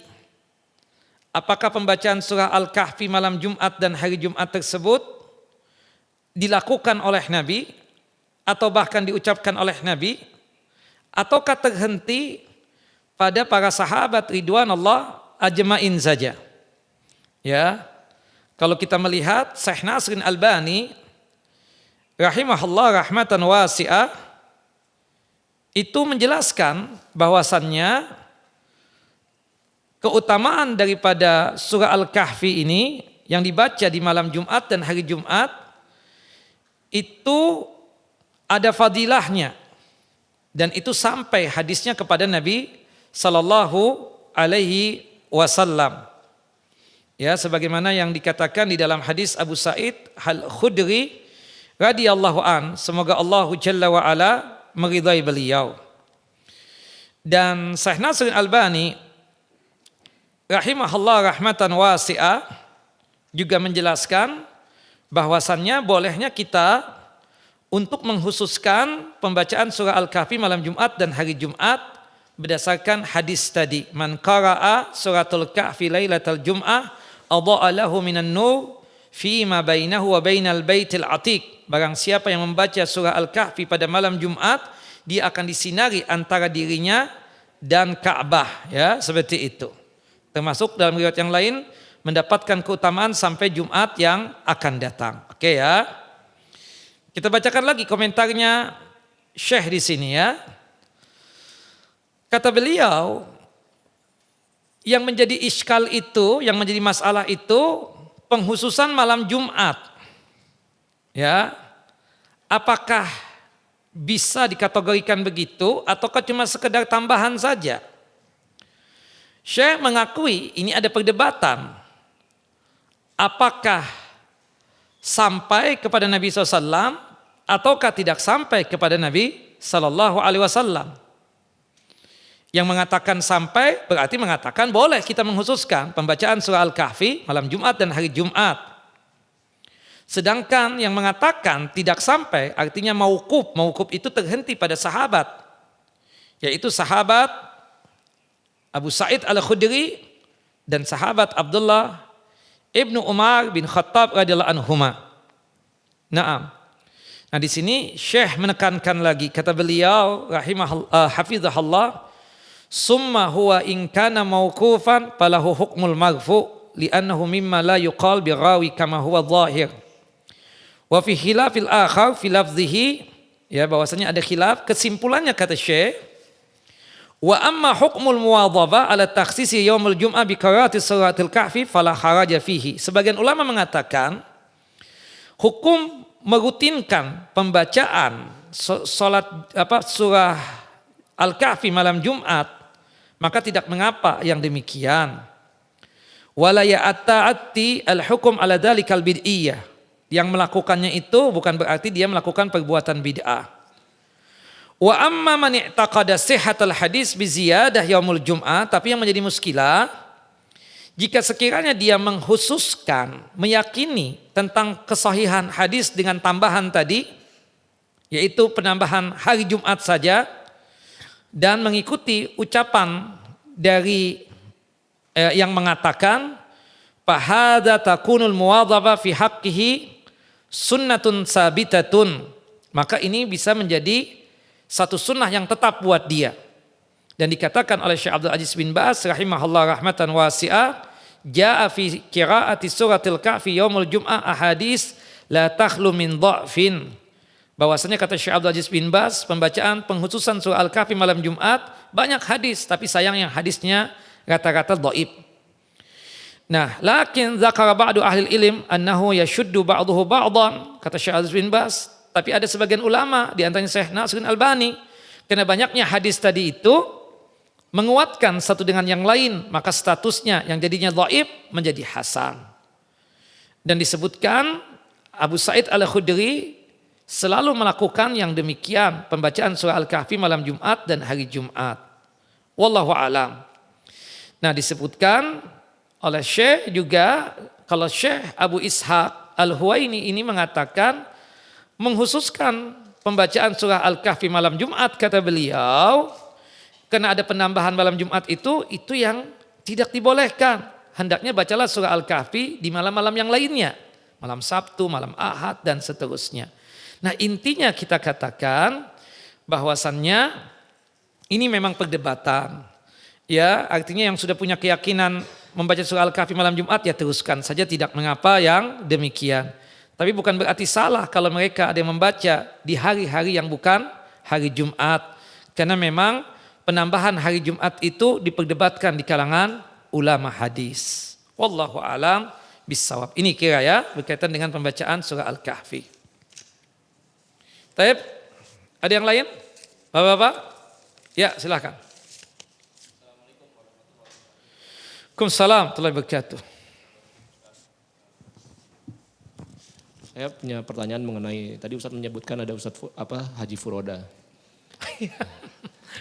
Itu contoh aja. Contoh ya. Adi jadi sohib. Ini sohib kita ada di sini nih. Contoh. Dia ingin ya nanti ngajak istrinya di Ramadan umrah.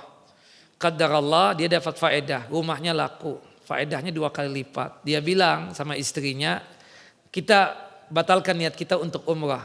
Kita ada niat yang lebih baik. Insya Allah kita akan melaksanakan haji saja. Nah, karena kan belum daftar. Mau nggak mau pilihannya itu kan reguler nggak mungkin. Yang kuota nggak mungkin. Itu sekarang ini 7 tahun ya nunggu 7 tahun. Nah yang untuk tahun ini yang cepat ya spekulasi memang. Yaitu yang Furoda tadi yang non kuota. Pertanyaan antum jangan kait-kaitkan. Ini ada perdebatan di antara ustadz. Boleh apa nggak boleh kan? Iya itu kan? Bukan itu. Alhamdulillah bukan itu. Pertanyaan lebih ke urgensinya Ustadz. Artinya bila seseorang itu benar-benar mampu untuk melaksanakan Furoda dibandingkan dengan haji plus yang lainnya gitu, apa ada fadilah lebih atau? Enggak ada. Ana sih tetap menyarankan sesuai kemampuan. Kalau ya haji kuota lah yang 5 tahun sampai 7 tahun itu tunggulah seperti itu. Karena spekulasinya kelas tinggi ini. Dan biayanya memang bengkak banget kan seperti itu. Cuma kalau antum mampu bismillah. Seperti itu. Tapi jangan sampai nanti kan ketika banyak problem, karena banyak itu kan antum karena gede bayarnya, ketika ada khilaf dari travel itu timbul emosi atau apa nanti sehingga mengganggu tuh ketenangan dan kehusuan melaksanakan ibadah haji. Itu saja sih. Seperti itu kalau punya kemampuan. Nah, makanya kan ada ada ustadz lah yang mengatakan nih karena spekulasi yang tinggi itu sampai mengatakan nih nggak benar nih kan seperti itu. Tapi saya nggak berani mengatakan yang sebagaimana beliau katakan seperti itu. Tapi kalau antum punya kemampuan, bismillah. Ya, punya kemampuan seperti itu, bismillah ya kan, seperti itu. Tapi apakah nanti pahalanya lebih besar? Ya tentu kita katakan tidak seperti itu. Ada satu hadis dari Ibunda Aisyah, bahwasanya apa yang kita curahkan itu, yang kita keluarkan itu nanti seperti itulah yang kita dapatkan. Nah, apakah ini bisa kita perbandingkan antara yang Furoda dengan yang tidak Furoda misalnya seperti itu. No comment, saya tidak tahu. Wallahu a'lam bissawab. Begitu kira-kira. Nah.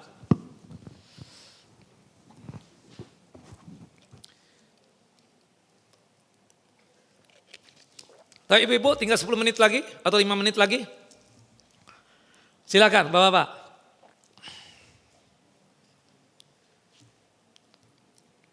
Ya. Silakan Pak. Iya. Sepakat ulama surah Al-Muluk itu ya mayoritas ulama ya menganjurkan di tiap hari. Yang mereka perdebatkan itu sebelum tidur. Apakah ada sebelum tidur? Kalau bahasa tadi lebih khususnya lagi setiap malam itu. Karena kalau bahasa setiap malam itu pasti sebelum tidur. Syekh Said Al-Qahtani rahimahullah rahmatan wasi'ah menganggap itu hadis derajatnya hasan. Artinya boleh kita amalkan 2 surah yang jumlahnya 30 ayat. Yaitu surah As-Sajdah dengan surah Al-Muluk sebelum tidur. Mayoritas ulama termasuk Syekh Shalih Al-Fauzan ketika ditanya itu yang penting baca di tiap hari. Mau di pagi, mau di siang, mau di malam, baca saja. Tidak mengkhususkan sebelum tidur. Nah intinya surah Al-Muluk itu kita baca apa? Di setiap hari. Itu yang kelak akan memberikan apa? Kita mendapatkan syafaat dari surah Al-Muluk tadi. Salah satunya kita katakan asbab ya, sebabnya Allah yang menolong kita. Ya, Allah Jalla wa Ala yang menolong kita hingga kita tidak diadab, disiksa di alam kubur. Sebabnya bagaimana? Kita katakan dengan kita membaca surah Al-Mulk tersebut. Itu yang membuat kita aman di alam barzah kita atau di alam kubur kita. Wallahu a'lam bissawab. Nah, keluar dari khilafnya ulama tadi, alangkah baiknya kita membaca surah Al-Mulk itu di setiap hari tanpa menghususkan waktunya, mau pagi, mau siang, mau sore ataupun malam. Wallahu a'lam bissawab. Nah. Ya. Kalau kita membaca Al-Kahfi, di surat Al-Kahfi, ketika tadi kan malam Jumat gitu ya. Malam Jumat dan hari Jumat, meskipun ada perdebatan tentang masalah hari itu. Nah. Tetapi membacanya itu dibacanya ketika sholat tahajud. Iya. Bagaimana?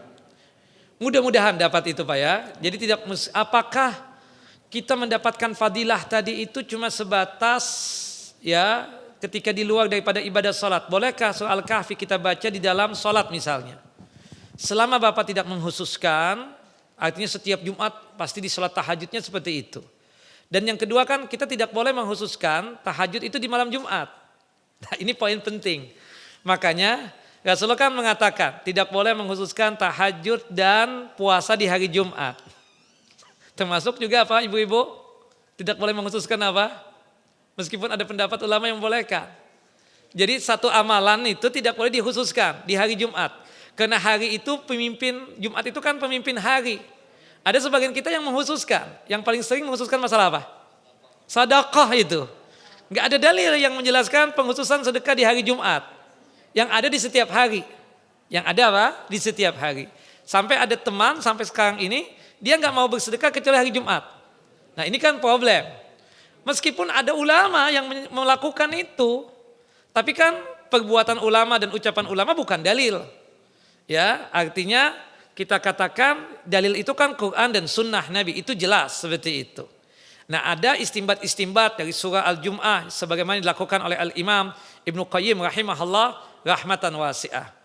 Nah saya sendiri berprinsip selama amalan itu memang ada dalilnya, maka kita boleh untuk menghususkan amalan itu di hari Jumat. Seperti baca doa, bersalawat kepada Nabi. Itu kan ada dalilnya. Kemudian membaca surah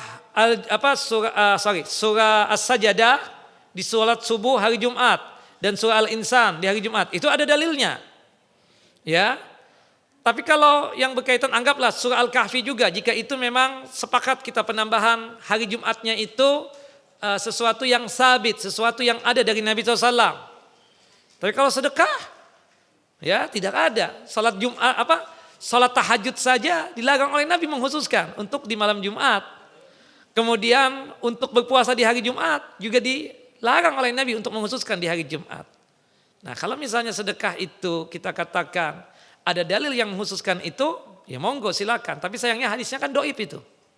Yang mengkhususkan hari Jumat itu hadisnya doib tentang sedekah. Nah cuma sekali lagi orang itu kata Syekh bin Baz rahimahullah rahmatan wasi'ah. Bin Baz punya komentar yang bagus, termasuk saya Muhammad bin Shalih Al-Utsaimin. Saya Muhammad bin Shalih Al-Utsaimin begini. Kenapa saya ini bersedekah hari Jumat? Karena orang itu kumpul banyaknya di hari Jumat. Dan kebetulan ada di antara kita ini yang pingin bersedekahnya banyak. Makanya salah satu cara agar bersedekahnya banyak itu di hari Jumat. Karena orang lagi kumpul di masjid. Nah kalau alasan seperti itu monggo kata saya Muhammad bin Shalih Al-Utsaimin. Jika beralasan demikian dia bersedekah di hari Jumat. Tapi kalau dia mengatakan Jumat lebih baik untuk bersedekah dibandingkan hari-hari yang lain, ini salah total. Tidak benar seperti itu. Jadi sekali lagi kita rubah niatnya. Kita bersedekah di hari Jumat monggo silahkan. Tapi alasan kita karena hari itulah orang kumpul banyak. Makanya kita bersedekah di hari Jumat tersebut. Wallahu a'lam bissawab. Itu kira-kira Pak. Termasuk tadi berkaitan dengan pembacaan surah Al-Kahfi, bolehlah sekali-sekali antum baca di tahajud antum atau di waktu duhanya antum. Tidak mengapa salat duhanya antum. Tapi ketika mengkhususkan untuk hari Jumat, tahajud ya surah Al-Kahfi atau salat duha juga surah Al-Kahfi. Nah ini jadi enggak tepat nanti. Kenapa? Karena Rasulullah SAW tidak pernah melakukan secara khusus pembacaan surah Al-Kahfi di salat tahajudnya ataupun di salat duhanya. Wallahu a'lam bissawab. Cukup. Wassallallahu Nabi Muhammad wa ala ali Muhammad kama sallaita ala Ibrahim wa ala ali Ibrahim innaka Hamidun Majid. Allahumma barik ala Muhammad wa ala ali Muhammad kama barakta ala Ibrahim wa ala ali Ibrahim innaka Hamidun Majid. Kita tutup kajian kita dengan masing-masing kita membaca doa kafaratul majlis. Subhanakallahumma wa bihamdika asyhadu an la ilaha illa anta astaghfiruka wa atubu ilaik. Wassalamualaikum warahmatullahi wabarakatuh.